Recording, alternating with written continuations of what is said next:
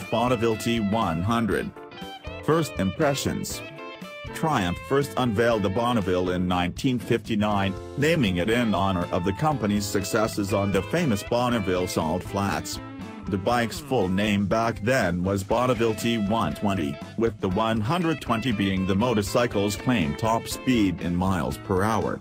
It was a wildly popular model and became central to the rocker, cafe racer movement that defined British motorcycling culture even into the late 1970s, when my father-in-law used the '67 Bonneville as his sole means of transportation. Fast forward to a few weeks ago, when my wife first saw me wheeling the T100 into our backyard, she came running out of the house to greet it. We've had plenty of bikes visit the Cope estate over the years and usually she pays no attention. She asked to be photographed on the Indian Scout 60, and Mustard 8, that one's quite nice, in observing the Triumph Street Cup, but she'd never come running out of the house before. Never immediately thrown a leg over a bike and just sat there, grinning. I could see the little girl in her. I got emotional, she told a friend later. I wouldn't have thought a motorbike could do that to you. But, oh. The T100, then, is a bike that shatters the idea of its being entry-level or beginner, or whatever term you want to use to describe the fact it costs less than the more powerful, higher-spec T120. Triumph has been meticulous in its attention to detail, creating a showpiece machine that owners will delight in being seen upon. Engine and transmission. Unlike the T120's original moniker, T100 is not a reference to the spike's top speed. In fact, the T100 is a model that wasn't unveiled until 2002, now dramatically updated for the 2017 model year, so its number pays homage to Triumph's 100th birthday, the original company having been founded in 1902. In miles per hour terms, the T100 will easily exceed the ton, though I can't personally claim to know exactly how much beyond that mark it will go. There's not really much reward in trying to find out. Zen on this machine is to found at more legal speeds, where you're not fighting the wind blast that comes from sitting upright on a standard bike. Torquey and, in my opinion, better tuned than the Street Twin, Street Cup, and Street Scrambler, all of which share the same power plant as the T100. The engine delivers Goldilocks, just right, response.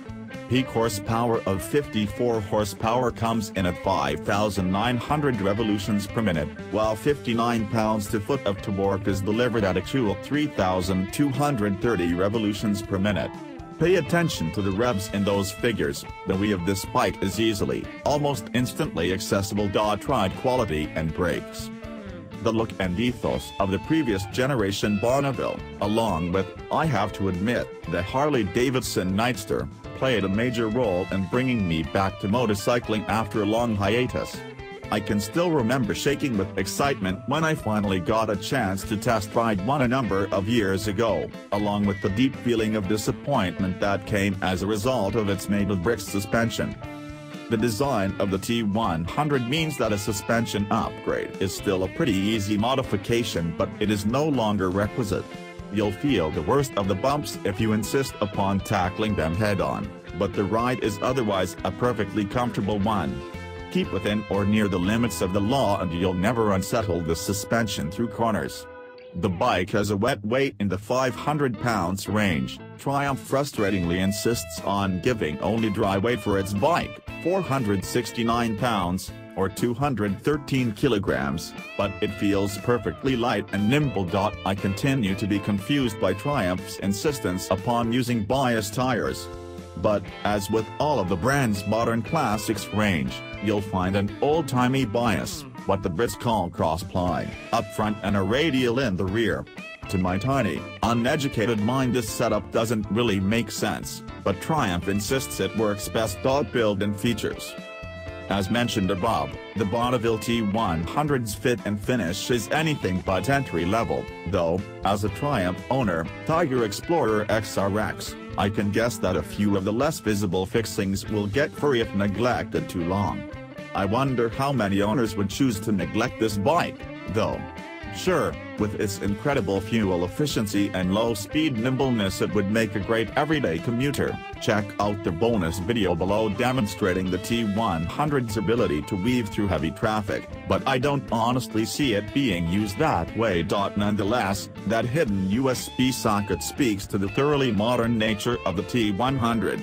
Along with the aforementioned liquid cooling and ABS, life astride this bunny is also made easier through ride-by-wire throttling, a to-work assist clutch, and switchable traction control.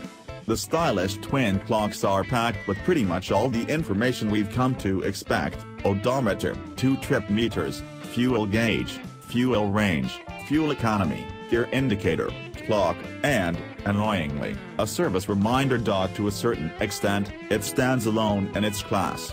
The closest competitor I can think of is the Triumph Street Twin, which shares the T100's engine but not its loving attention to detail.